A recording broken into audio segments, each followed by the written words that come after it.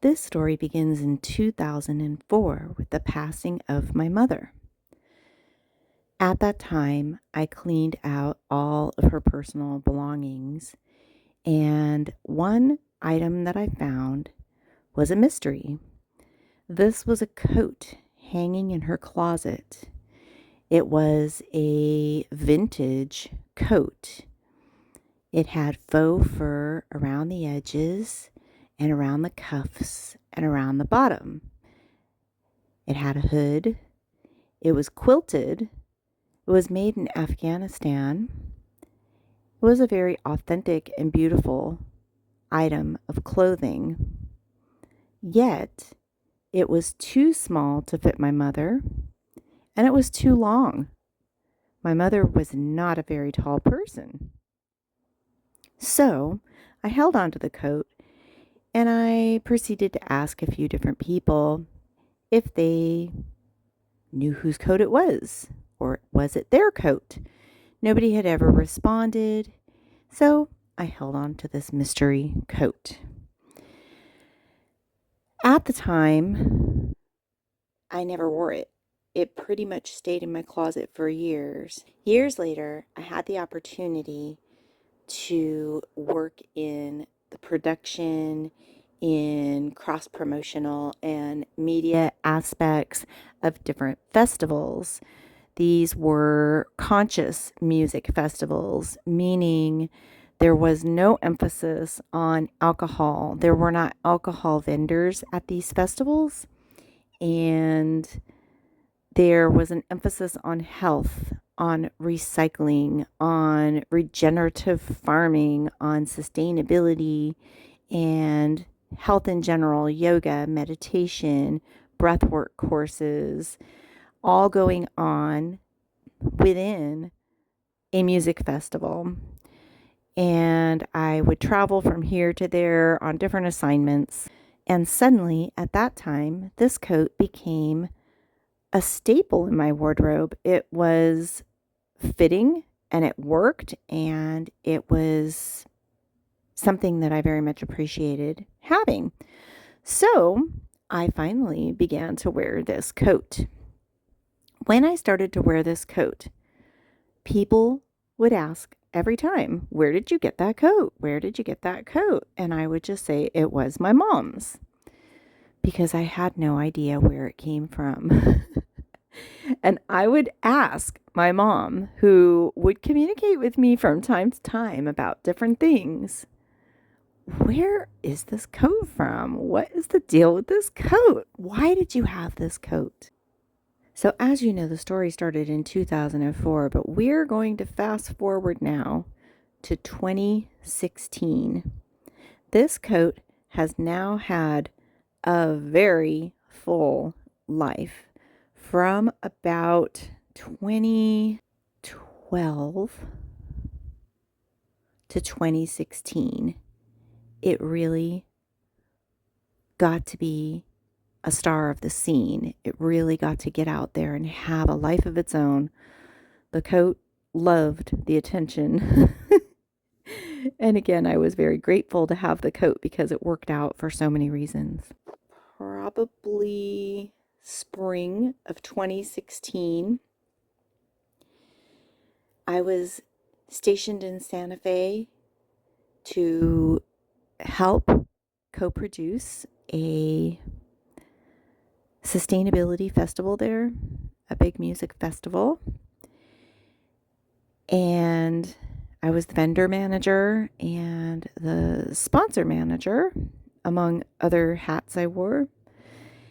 And I had come back from cross promotion of this festival as well as media coverage at the Lucidity Festival, which takes place near Santa Barbara, California. And I had been at a small gathering in the middle of the night in a zone there called the Love Nest, where Kalia Scintilla played for us. And I was with a group of people, many of whom I knew very well, and we were all in what we call a squishy. So everyone was just cozied up on the ground on these cushions. And I mean, they call it the love nest for a reason. It was a very cozy, intimate setting. So that night, I ended up with a lot of stickers in the faux fur trim of the coat. And I also sadly damaged the original, very vintage, very 70s zipper. So when I returned to Santa Fe, I was recommended to a seamstress who was a miracle worker. But I was so embarrassed about the condition of the coat. I was not taking it over to her for this zipper repair until I got the stickers out of the faux fur trim of this coat.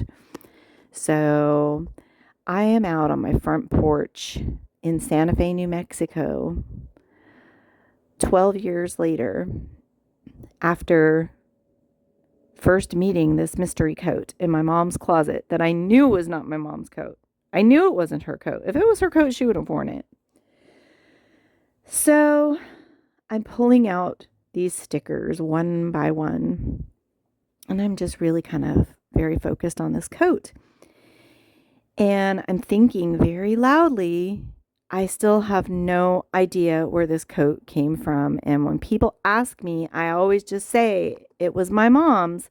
But I don't even know. I don't know whose coat this was. Whose coat was this? Where did this coat come from? And I was very much wondering.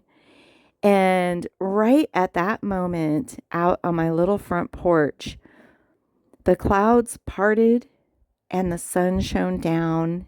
And there was this warm light that just enveloped me.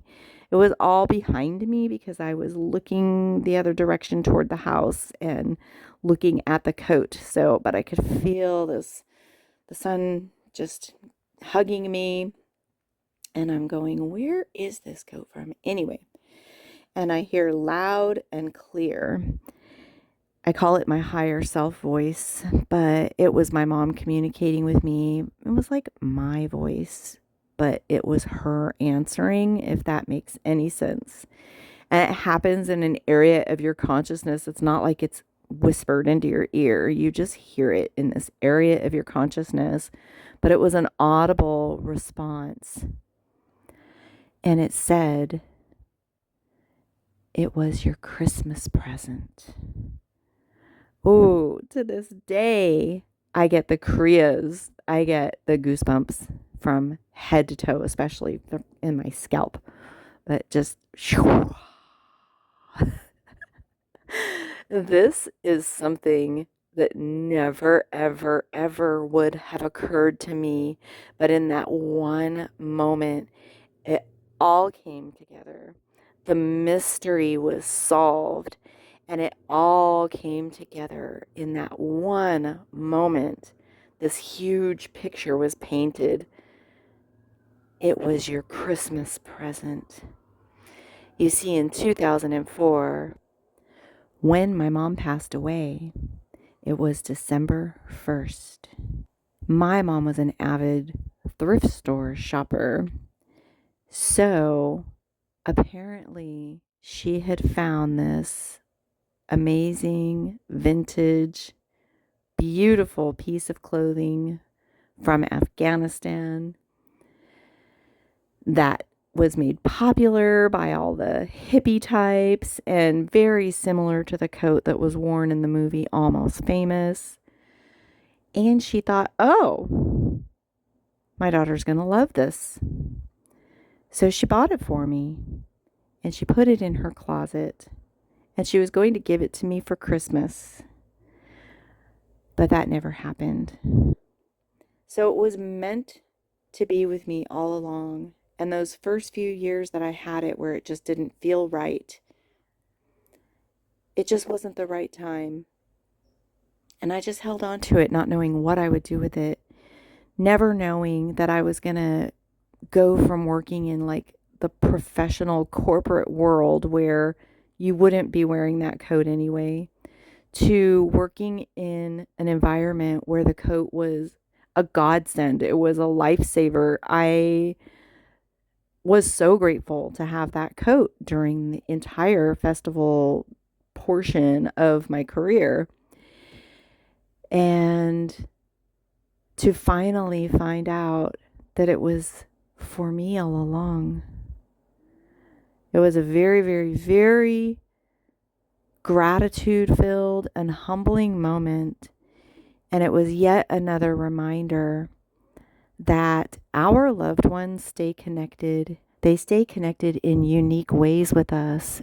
You never know exactly how they are going to communicate, but if you stay open and you keep that channel open and you welcome the communication and you pay attention, you just might have a mysterious question answered from beyond this physical realm.